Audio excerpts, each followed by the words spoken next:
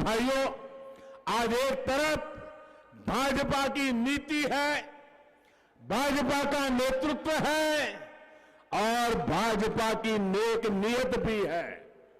वहीं दूसरी तरफ कांग्रेस है जिसके पास न तो नेता है, न ही नीति है और न ही विचारधारा है। आज कांग्रेस इतनी कमजोर हो गई है, किसी भी हद तक जा सकती है, किसी के साथ भी हाथ मिला सकती है। ये विचित्र स्थिति आज पूरा देश देख रहा है।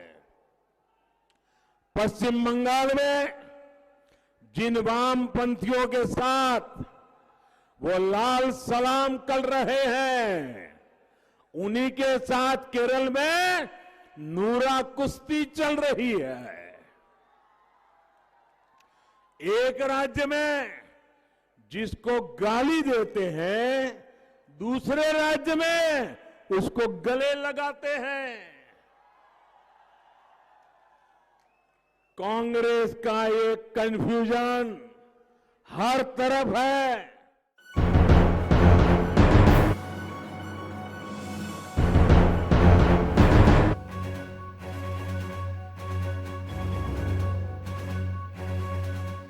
केरल में कांग्रेस जहां लेफ्ट की अगुवाई वाले एलडीएफ गठबंधन को सत्ता से बेदखल करने की कोशिशों में जुटी है, अगली तरफ पश्चिम बंगाल की सियासी जंग में दोनों एक साथ कदम ताल कर रही हैं। ममता बनर्जी को हराने के लिए कांग्रेस लेफ्ट एक साथ मिलकर चुनावी मैदान में कूदे हैं।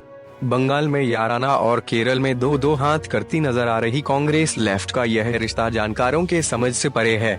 पश्चिम बंगाल सहित देश के 5 राज्यों में हो रही विधानसभा चुनावों को कांग्रेस के साथ साथ राहुल गांधी के सियासी भविष्य के लिए भी काफी अहम माना जा रहा है। बंगाल की सत्ता पर 3 दशक तक कांग्रेस और करीब 3.5 दशक तक वामपंथी दलों का सियासी वर्चस्व कायम रहा, लेकिन प्रदेश के बदले सियासी हालात में दोनों ही पार्टियों का आधार खिसक चुका है। ममता बनर्जी पिछले 10 साल से सत्ता में काबिज हैं और तीसरी बार आने के लिए जोरदार कोशिश कर रही हैं। वहीं बंगाल में बीजेपी के जबरदस्त राजनीतिक उभार के चलते कांग्रेस और लेफ्ट दोनों के सामने अपने अपने सियासी आधार को बचाए रखने की चुनौती खड़ी हो गई है। इसी सियासी मजबूरी या सियासी हालात को देखते हुए एक बार फिर दोनों मिलकर चुनावी मैदान में किस्मत आजमा रही हैं। राहुल गांधी ने 5 राज्यों के चुनाव में सबसे ज्यादा फोकस दक्षिण भारत में लगा रखा है। अमेठी से हार के बाद राहुल गांधी केरल के वायनाड से सांसद हैं और वहां इस बार एलडीएफ सरकार के खिलाफ सत्ता परिवर्तन न सिर्फ कांग्रेस के जीवन के लिए जरूरी है, बल्कि खुद राहुल के सियासी वजूद को बचाए रखने के लिए भी अहम है। ऐसे में उन्हीं सीपीएम नेताओं के साथ बंगाल में मंच साझा करना बहुत ही चुनौतीपूर्ण लग रहा है और केरल के चुनाव में लेफ्ट फ्रंट के साथ दो हाथ करते नजर आ रहे हैं। इसलिए बंगाल में कांग्रेस और लेफ्ट की दोस्ती और केरल में घनघोर दुश्मनी के पीछे दोनों की पार्टियों की रणनीति है। कांग्रेस के लिए केरल की जीत सिर्फ लेफ्ट को सत्ता से हटाना नहीं, बल्कि राहुल गांधी के आगे के सियासी भविष्य को तय करने वाला है।